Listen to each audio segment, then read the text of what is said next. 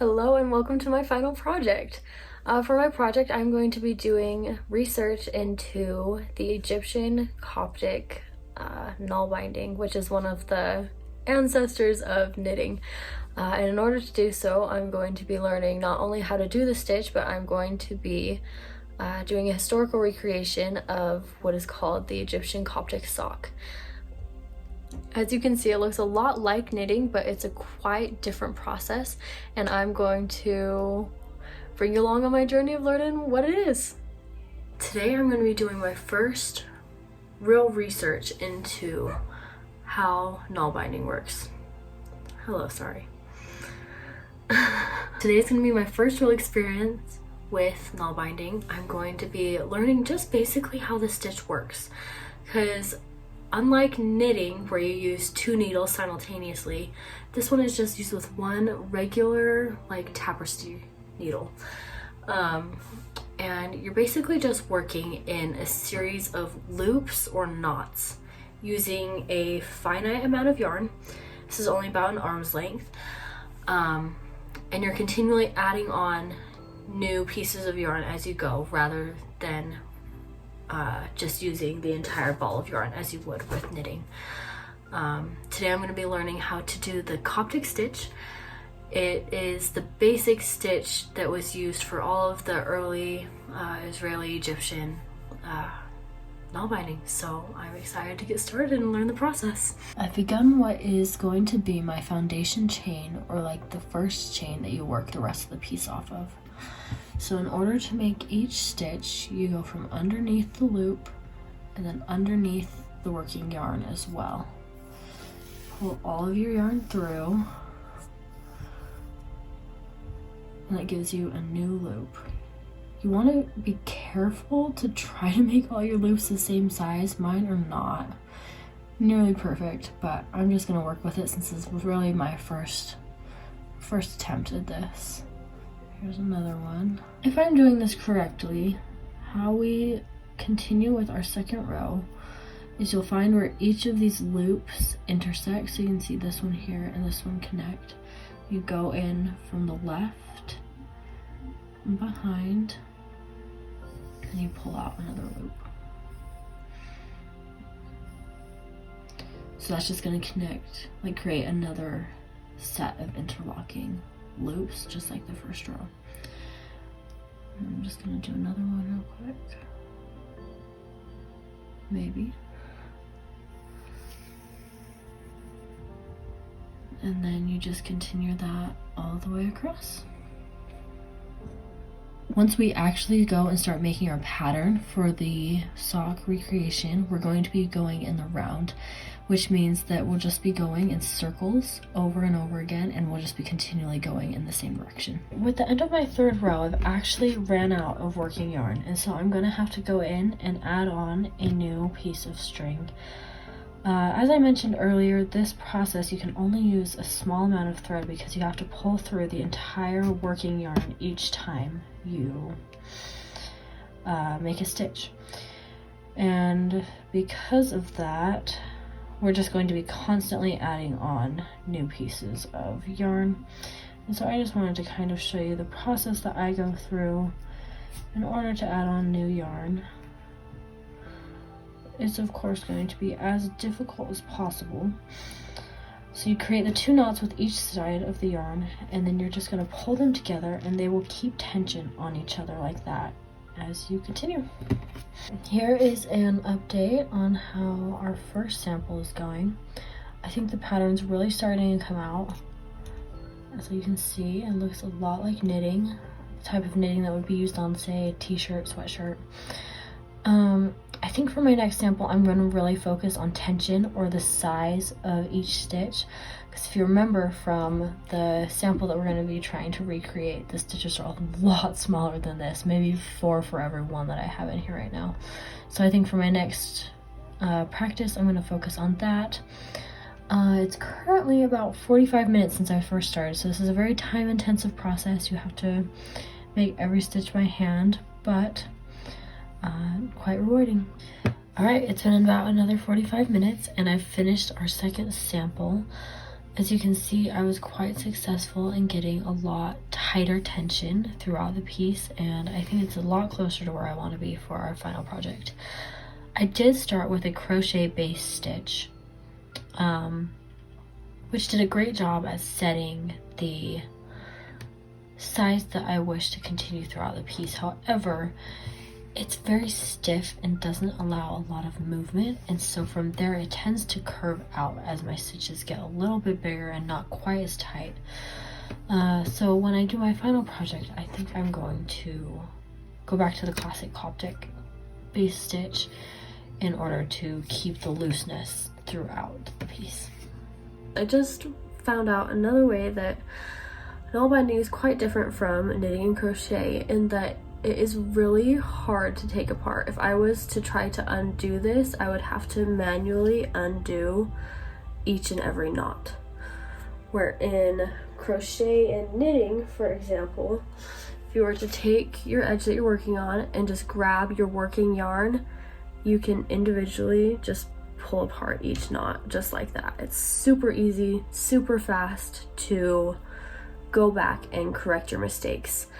And it has me wondering if maybe this is one of the reasons why Nalbinding has been so almost completely abandoned as a tradition in favor of knitting and crochet, because it's really quite hard to go back and fix your mistakes. Yeah.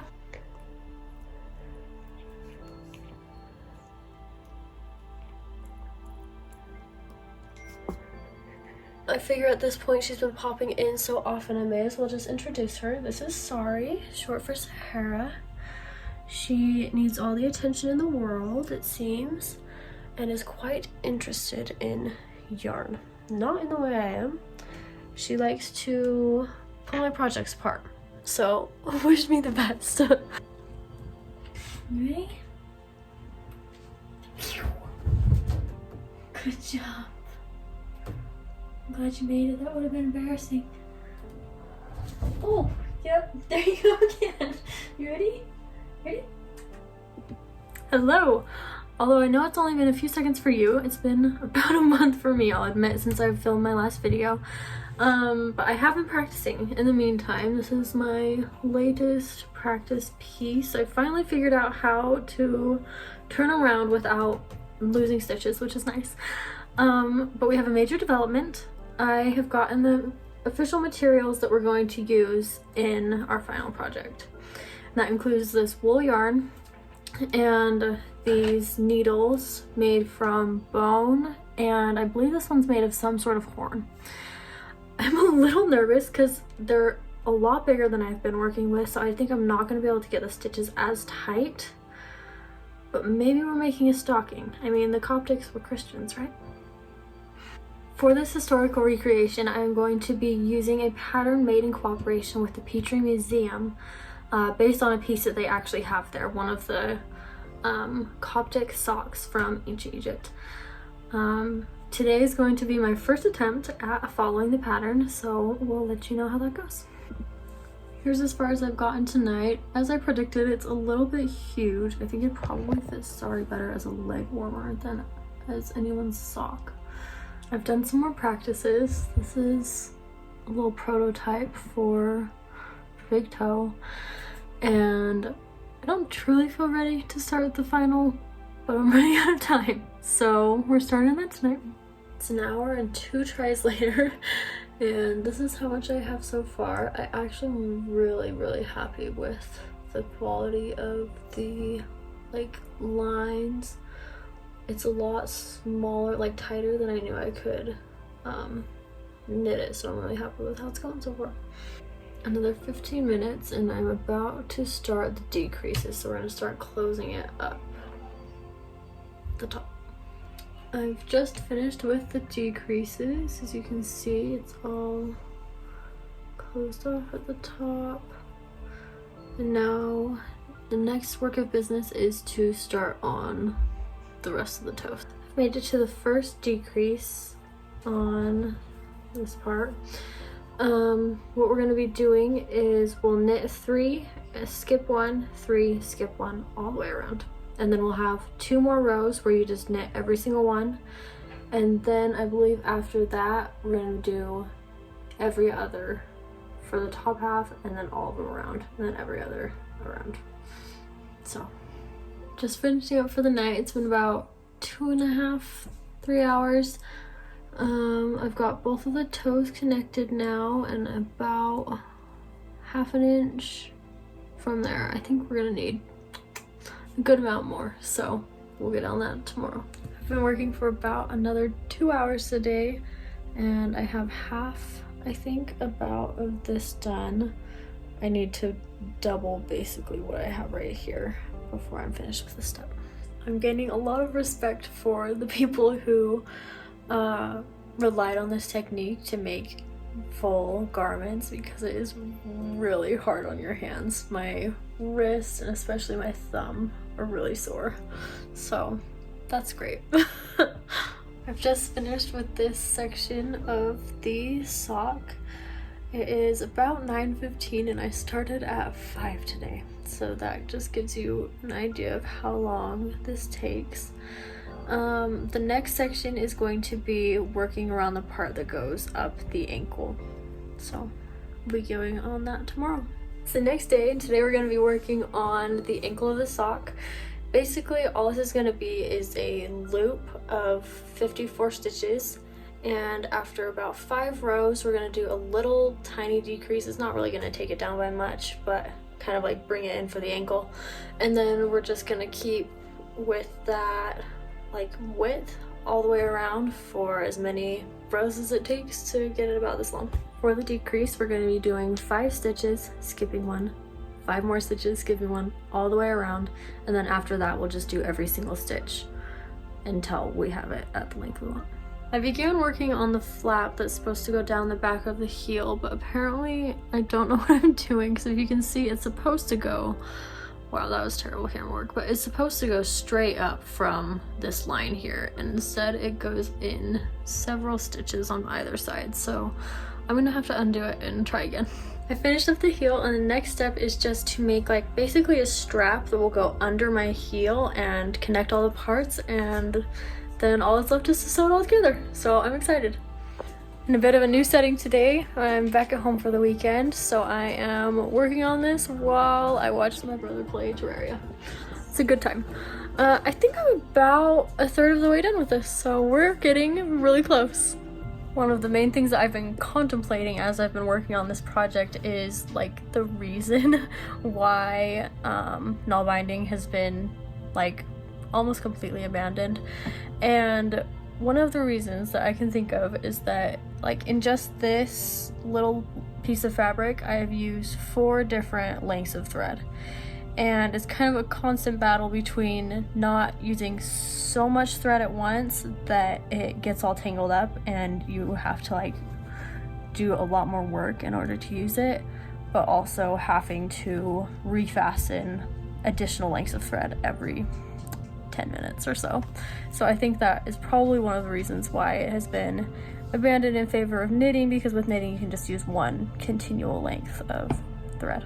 So I finally finished all of the pieces of the sock. We've got this one that we just finished, the ankle, the heel, and obviously the main body of it. Now all that's left is to sew it all together.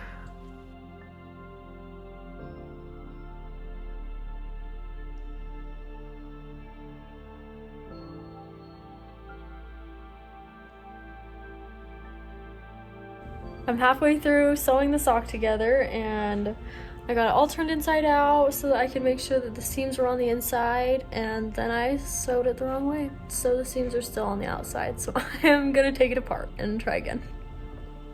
About 1,000 hours later, and we're finally ready for the reveal. Get ready. All right, here she is in all her glory. She's definitely not perfect, but I'm pretty impressed for my first time making anything like this.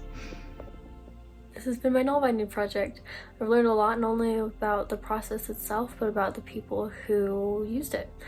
And I've also came to some conclusions regarding my questions that I had in the beginning of why knitting took over so completely when it was invented, and how these garments may have been used in their time.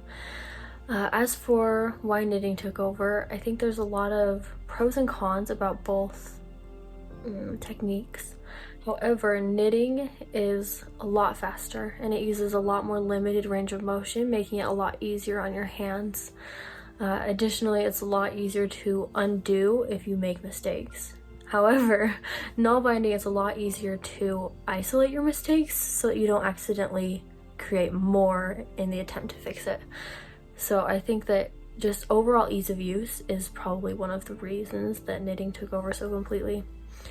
As for how these garments were used back in their time, I honestly cannot see them being used for just every day. For one, it's incredibly difficult to get a tight knit, meaning that you would have so much sand going in and being trapped with your feet if you're wearing these in Egypt. And they're also incredibly heavy, meaning that they're very warm and are better suited for like a Nordic climate, which is why Nalbinding is most famous for like these Scandinavian countries. So I believe that they were used for like ceremonial clothing. We found them in burial chambers, and I think that that was probably their primary use, as it just is such an arduous process to make even just one pair of socks. It would have taken me over 30 hours, and that just doesn't feel sustainable as something for everyday use, especially because you would have to have more than one pair. Yeah, so I've come to a lot of conclusions and I have experienced a lot, and I'm grateful for all that I was able to learn, not only about Nalbinding, but about those who used it. So thank you so much for tuning into my project, and have a great day.